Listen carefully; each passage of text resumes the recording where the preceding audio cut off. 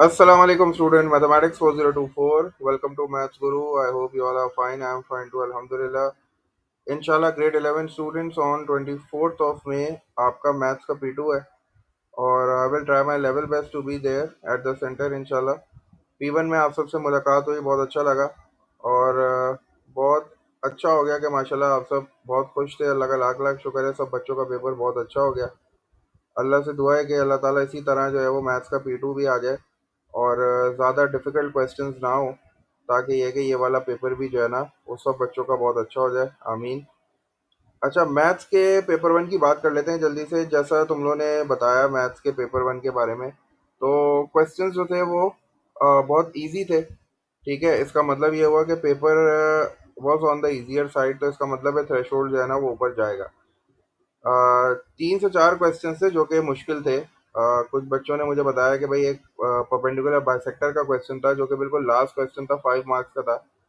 तो उसमें आपको परपेंडिकुलर बाइसेक्टर प्रूव करनी थी। अच्छा, ये क्वेश्चन इतना मुश्किल नहीं है, लेकिन प्रॉब्लम ये है कि परपेंडिकुलर बाइसेक्टर की प्रैक्टिस जो है वो बच्चे अमूमन करते ही नहीं है। उनको लगता है परपेंडिकुलर बाइसेक्टर P2 में आएगा, P1 में जो है वो ग्रेडियंट आएगा, मिड पॉइंट आएगा, सिंपल सिंपल सा डिस्टेंस फॉर्मूला आएगा।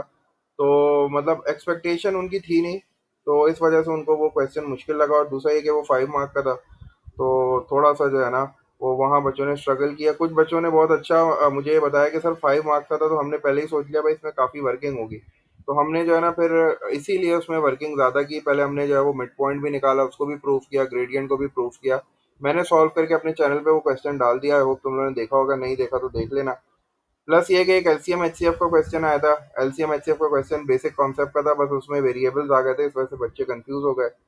एक वेरिएशन का क्वेश्चन आया था। हाँ, वो थोड़ा सा जो था उसमें वर्किंग ज़्यादा थी, 4 मार्क का क्वेश्चन था वो, तो उसमें थोड़ा सा स्ट्रगल किया बच्चों ने। प्लस एक वो सिमेट्री का क्वेश्चन आ गया था, मेंसुरेशन का सिंपल क्वेश्चन था, उसमें प्लेन ऑफ सिमेट्री आ गया था। प्लेन ऑफ सिमेट्री जो है वो आप देखोगे तो पिछले 5 सालों में वो आपको नज़र नहीं आएगा, तो वो बहुत कम पूछा जाता है। Line of symmetry basically 2D shapes की होती है, प्लेन ऑफ सिमेट्री जो है वो 3D शेप्स का होता है।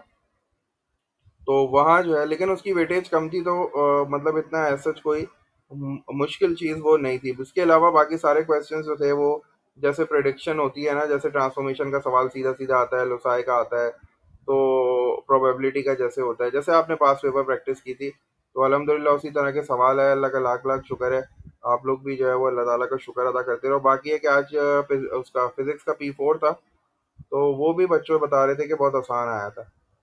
तो बस अल्लाह ताला से दुआ है कि P2 भी मैथ्स का जो है ना वो इजी आ जाए। इजी आने में ये होता है कि आप लोग सुकून से पूरा पेपर कर लो, ताकि आप सेटिस्फाई हो जाओ। ठीक है, पेपर ज़्यादा टफ हो जाता है ना, तो उससे ये होता है कि फिर वो चीज़ हर बच्चा नहीं कर पाता। ठीक है ना, आपने इतनी प्रैक्टिस की होती है, फिर आपसे पेपर नहीं होता ना, तो फिर आप बहुत जो है ना वो डीमोटिवेटेड हो जाते हो।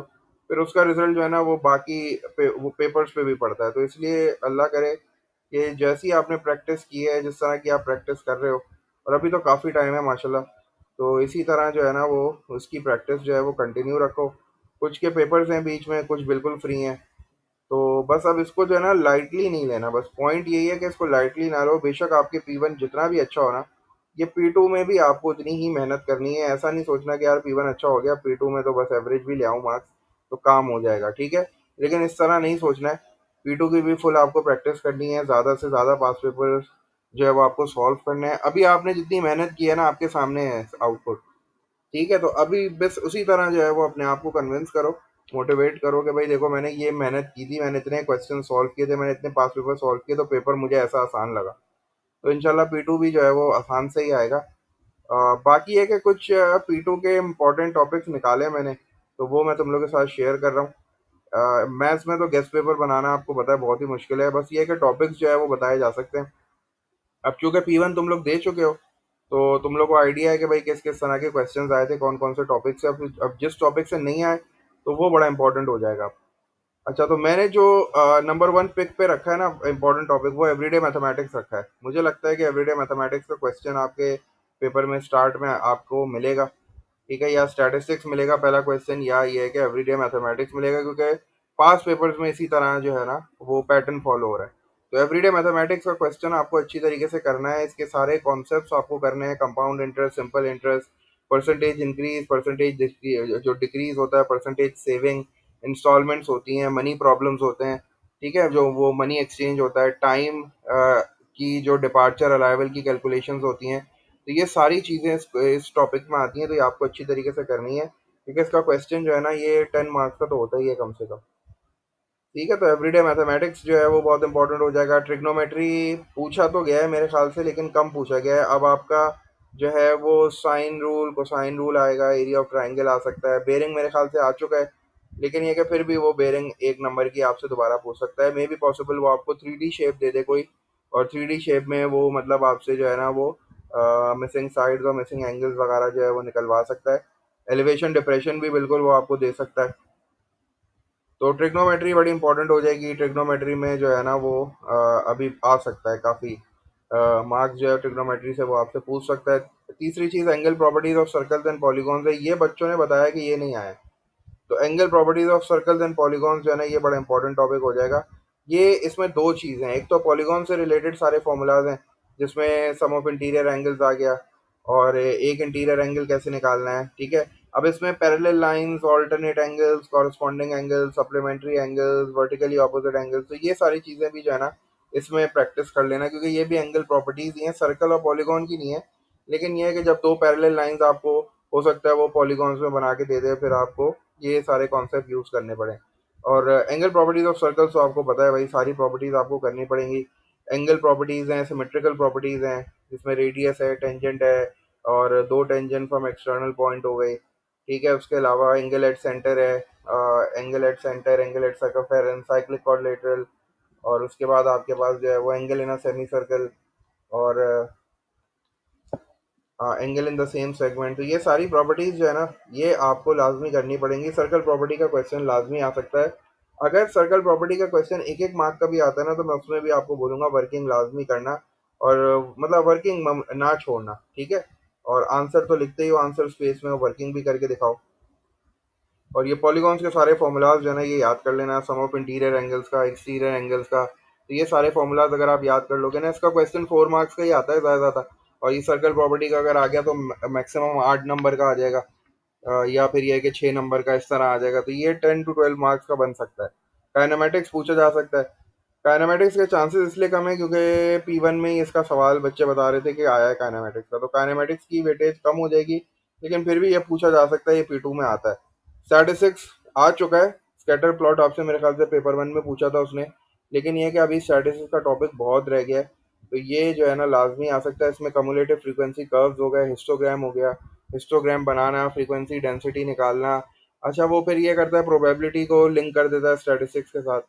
और इसके अलावा पाई चार्ट है आपके पास, बार ग्राफ है आपके पास, तो ये इसमें काफ़ी चीज़ें हैं। कम्युलेटिव फ्रीक्वेंसी बनाने के लिए भी दे सकता है, क्वार्टाइल्स निकालने के लिए भी दे सकता है। तो ये सारी चीज़ें जो है ना इसमें स्टैटिस्टिक्स में आपको लाजमी करनी पड़ेंगी। बार ग्राफ जो है वो 2022 में मेरे ख्याल से उसने बार ग्राफ या बार चार्ट उसने बनवाया था, तो ये चीज़ भी देख लेना। ग्राफ ऑफ फंक्शंस जो है वो लाजमी आएगा भाई, क्योंकि इसने आपको मेरे ख्याल से फंक्शंस का क्वेश्चन आया था। ग्राफ ऑफ फंक्शन जो है ना ये अब उसने P2 के लिए रखा हुआ होगा। इसका पूरा बड़ा सवाल जिसमें फंक्शन आपको देगा, टेबल आपसे फिल करवाएगा, फिर प्लॉटिंग करवाएगा, फिर टेंजेंट्स निकलवाएगा, उसके बाद सॉल्विंग करवाएगा, जिसमें हम इक्वेशन को सेम बना के सॉल्व करते हैं। तो ये सारा काम जो है ना ग्राफ ऑफ फंक्शन में आपको करना पड़ेगा। इसमें क्यूबिक हो गया, एक्सपोनेंशियल हो गया, क्वाड्रेटिक ग्राफ्स हो गए, ठीक है, रेसिप्रोकल हो गया। तो ये अच्छी तरीके से इसको इसको नहीं छोड़ना, क्योंकि ये बहुत आसान टॉपिक है। अगर ये आपको एक ही कॉन्सेप्ट है, इसमें एक ही तरह के सारे सवाल रिपीट हो रहे होते हैं, ये समझ में आ गया ना, तो ये बहुत आसान हो जाता है। अच्छा, वेक्टर्स फिर बड़ा इंपॉर्टेंट टॉपिक आ गया, क्योंकि वेक्टर्स जो है ना वो P1 में नहीं पूछा गया। ठीक है ना, तो P2 में इसकी प्रोबेबिलिटी काफ़ी बढ़ जाती है, ये बिल्कुल अनटच है, तो ये P2 में लाजमी जो है वो वेक्टर का एक ना एक सवाल आएगा। और फिर word problems on quadratic equation है, ये स्पीड डिस्टेंस टाइम वाले जो वर्ड प्रॉब्लम्स होते हैं, तो ये आपको लाजमी करने पड़ेंगे। अच्छा, ये मेंसुरेशन के साथ भी मैंने कुछ सवाल देखे हैं जिसमें मेंसुरेशन और वर्ड प्रॉब्लम और क्वाड्रेटिक इक्वेशन दोनों मर्ज करता है वो। इसी तरह जो है वो सर्कल प्रॉपर्टीज के साथ जो है कॉन्ग्रुएंट सिमिलैरिटी को वो मर्ज करता है। तो ये चीज़ें जो है ना ये इनकी प्रैक्टिस कर लेना। अच्छा, क्योंकि P2 जो है ना वो मतलब प्रिडिक्टेबल होता है। P2 में आपको पता है नंबर ऑफ टॉपिक्स भाई, इसी से सवाल आना है, इसी तरह का सवाल आना है, तो इसकी प्रैक्टिस जो है ना वो इन्हीं तरह के सवालों की करो बस। जो है वो पहली प्रायोरिटी जो है वो आप पिछले 5 सालों की रखो, दोनों वेरिएंट्स की। फिर उसके बाद आपको बेशक 2017-16 पे चले जाओ। मेंसुरेशन अच्छी तरीके से कर लेना। मेंसुरेशन आया तो है P1 में। अब ये है कि मेंसुरेशन में वो जो एरिया ऑफ सेक्टर है, आर्क लेंथ है, वो वाला कॉन्सेप्ट देख लेना। कोन का एरिया, वॉल्यूम और उसका टोटल सरफेस एरिया, ये सब चीज़ें कोन की देख लेना। 3D शेप कंपाउंड भी आ सकते हैं। तो ये सारी चीज़ें हैं जो कि तुम P2 में एक्सपेक्ट कर सकते हो। ये काफ़ी सारे टॉपिक्स हो गए हैं, अगर तुमने यही अच्छी तरीके से कर लिया तो इंशाल्लाह बहुत अच्छा P2 तुम्हारा हो जाएगा। बाकी है कि हमारी दुआएं तुम्हारे साथ हैं। अभी तुम्हारे पास काफ़ी दिन है, मेरे ख्याल से 7 डेज हैं तुम्हारे पास, 6 to 7 डेज। अगर तुम 6 to 7 डेज में दो दो तीन तीन टॉपिक्स भी इस तरह डिवाइड कर लेते हो, फर्स्ट 2 टॉपिक्स जैसे तुमने कर लिए, या एक छोटा टॉपिक उठा लो, एक बड़ा टॉपिक उठा लो, तो वो तुम्हें करना ही है कि पिछले 5 सालों के पास पेपर्स करने हैं पहले तो वो अच्छी तरीके से प्रैक्टिस हो जाएगी। उसके बाद एक दिन छोड़ देना, आखिर का 1-2 दिन उसमें ईयरली जो है वो उनकी प्रैक्टिस कर लो। तो इंशाल्लाह जो है ना ये बहुत अच्छा पेपर हो जाएगा। अल्लाह ताला से दुआ है कि तुम सबका पेपर जो है वो बहुत अच्छा हो, ताकि ये कि तुम लोग सुकून में आ जाओ। मैथ्स यार बड़ी मेहनत से पढ़ते हैं, 3 साल। 3 साल क्या मतलब, मैथ्स आप बचपन से पढ़ रहे हो, इन 3 सालों में जो है ना वो बच्चा काफ़ी मेहनत करता है। और फिर यह है कि 3 साल के बाद अगर उससे कैम्ब्रिज का पेपर नहीं सॉल्व हो रहा होता तो वो यही सोचता है कि यार 3 साल मैंने ज़ाया किए हैं, कुछ तो मुझसे हुआ ही नहीं। हालांकि चीज़ें उसको आती हैं पेपर में, लेकिन वो पैनिक कर जाता है, वो बस फिर उससे जो है ना वो बाहर नहीं निकलता। और फिर वो उल्टी सीधी हरकतें करता है, उल्टी सीधी मिस्टेक्स करता है।